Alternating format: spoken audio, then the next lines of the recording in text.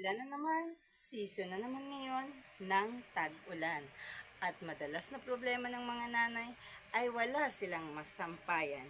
May solusyon ako dyan. Meron ka bang takip ng electric fan?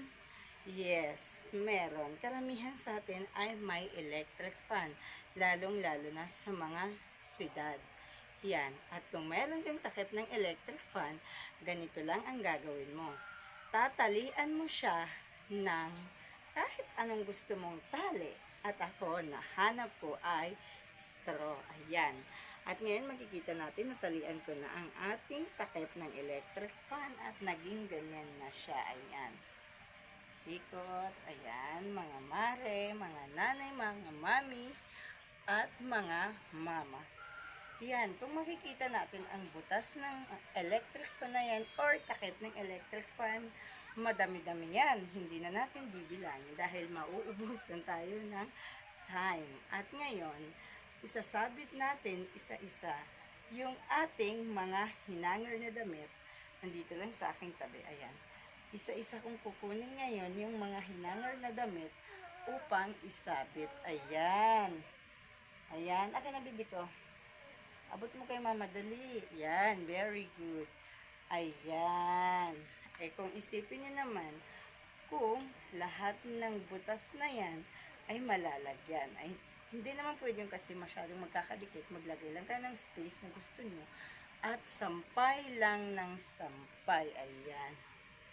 Ayan. At siguradong marami kayong masasampay at masusolusyonan ang problema nyong sampayan. Ayan. Lalong-lalo na dito sa mga syudad na ang problema natin ay walang space.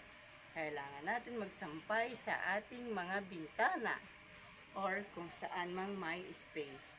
At napakaliit lang po madalas ang space ng ating sampayan. Ayan, kaya ito makakatipid ka. Alam naman natin kung gaano kalaki ang takip ng electric fan na ito.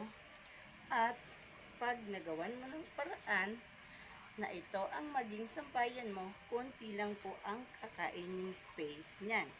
At ang tanong mo ngayon, paano mo naman isasabit? Ayan, oo nga naman. Paano mo siya isasabit?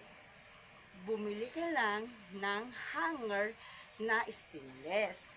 Dahil hindi naman pwede yung ganitong hanger na plastic dahil pag pinagsama-sama mo yung napakaraming sinampay or nakahanger na damit or something ay mapuputol kung ang ilalagay mo ay plastic lamang. Kaya bumili po tayo ng stainless na hanger at yun ang ating gawing pangsabit. Ayan. Yan. Ilalagay nyo lang ng ganyan sa stainless na hanger at siya ngayon ang gagawa nyo ng paraan kung saan nyo pwedeng maisabit. Ayan. At sana nakatulong sa inyo ang video na ito. Salamat sa panonood. Bye-bye!